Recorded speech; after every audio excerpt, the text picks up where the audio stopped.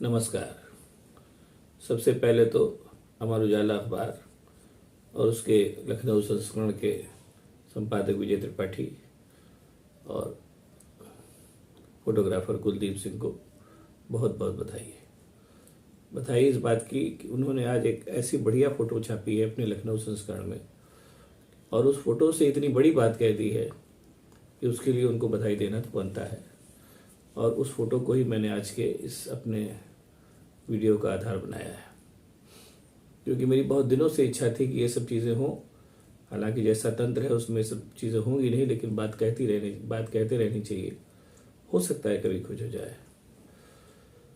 एक फ़ोटो छपी आज के अमर उजाला में जिसमें छतर मंजिल, जो नवाबों के रहने का महल हुआ करता था और जिसकी स्थिति आजकल बहुत बदहाल है, उस वैसे ही पड़ा रहता है। और चूंकि G20 सम्मेलन होने वाला है, इसलिए उसको लोगों को लुभाने के लिए उस पर रात में लाइटिंग कर दी जाती है। नतीजा सामने, रात की लाइटिंग में वो उतना ही भव्य और शानदार दिखता है जैसा कभी रहा होगा, लेकिन दिन के उजाले में उसकी दुर्दशा साफ दिखाई देती है। अब चूंकि बात चली है, इसलिए थोड़ा सा आपको एक उसका संक्षेप में इस भवन का इतिहास बता दें। लखनऊ के एक नवाब थे सादत अली खान।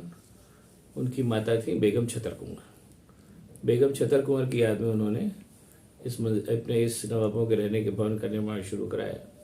इसीलिए इसका नाम छतर मंजिल पड़ा। और छतर मंजिल नाम को सार्थक कर देने के लिए इस भवन के ऊपर चारों तरफ कई छत्र लगाए गए थे, जिन पर नवाबों के ज़माने में सोने का पानी चढ़ा हुआ था, जैसा बताया जाता है। बाद के कालांतर में बहुत दुर्दशा की वजह से, 1857 की क्रांति की वजह से और भी तमाम की बात की जो सरकारें आई, उनकी दुर्दशा की वजह से बहुत सारे छत्र गायब हो गए। एक मेन छत्र बचा है, उसके ऊपर भी सोने का पानी तो क्या ही होगा, बहरहाल पीतल का पानी तो होगा ही। या हो सकता है छत्र भी पीतल का हो।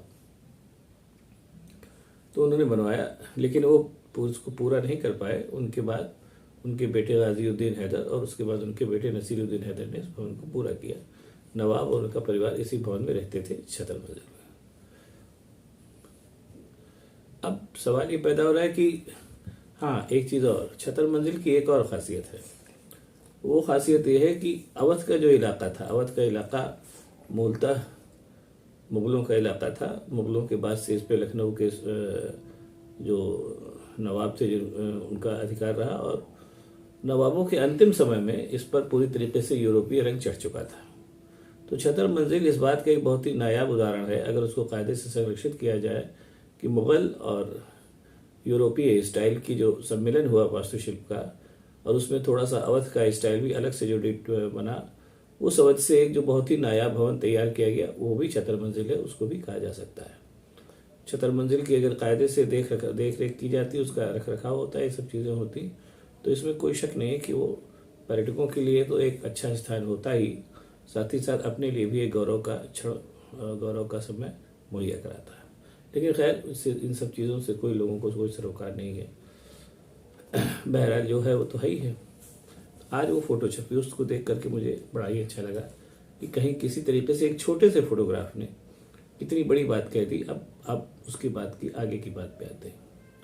आप लोगों को याद होगा, हालांकि जनता की स्मृति कमज़ोर होती है, इसीलिए शासक जो है बार बार वही हरकतें करते हैं कि बहुत पहले जब कोरोना नहीं फैला था और ट्रम्प साहब आए थे, तो गुजरात में जो स्लम के इलाके थे उनको ढक दिया गया था दीवारों से, ताकि ट्रम्प साहब अपनी इस दुर्दशा को न देख पाए। उसके बाद जब यहाँ पर कोरोना का बहुत मामला फैल रहा था और शमशान में तमाम लाशें जल रही थी, तो उनको भी ढक दिया गया था कि लोग उसको न देख पाए। कुछ उसी मानसिकता से ये काम भी हो रहा है। G20 सम्मेलन को लखनऊ में भी कराया जा रहा है, इसलिए G20 के बारे में भी थोड़ा सा बता दें कि ये एक अंतर्राष्ट्रीय समूह है जिसमें कुछ देश मिल करके अपने हितों की रक्षा करते हैं वैश्विक अर्थव्यवस्था के इस दौर में। और ये एक ऐसा विश्व है, जिस वैश्विक मंच है, जिसके जितने भी देश हैं उनको सबको बारी बारी से इसकी अध्यक्षता करने का मौका मिलता है। ये ऐसा कुछ नहीं है कि इसका अध्यक्ष हमेशा से भारतीय था और भारतीय रहेगा। उस क्रम में, उत्तरोत्तर के क्रम में, इस एक साल के लिए भारत उसका अध्यक्ष बना है और इसमें कोई बड़ी नई बात नहीं। बहरहाल अपने यहाँ के जो फिलहाल के जो हुक्मरान हैं वो पैकेजिंग के मामले में माहिर हैं और वो चीज़ों को चाहते हैं कि पैकेजिंग से चकाचौंध फिलहाल क्रिएट कर दी जाए, बाद में जो होगा देखा जाएगा।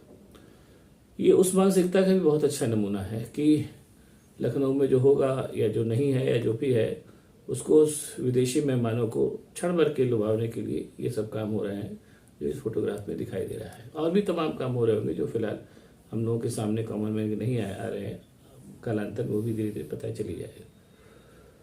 अब बस इस बात के अंत में मैं एक बात कह के बात खत्म करूंगा कि गुजरात की गरीबी छिपाने से और ट्रम्प साहब को बुलाने से जो होना था वो तो हुआ ही। कोरोना फैलने में वो एक बड़ा फैक्टर माना जा रहा था। अब पता नहीं वो किस हद तक प्रभावित है या नहीं तो मैं नहीं कह सकता, लेकिन जिस समय कोरोना को लेकर के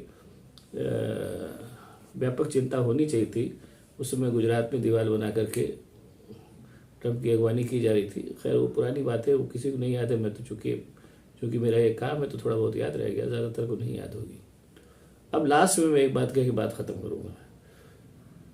ये ऐसा अक्सर मैंने देखा है कि जो आदमी थोड़ा सा कमज़ोर होता है, वो अपना सामर्थ्य दिखाने के लिए बहुत से ऐसे काम करता है जो बाद में हंसी के पात्र बनते हैं।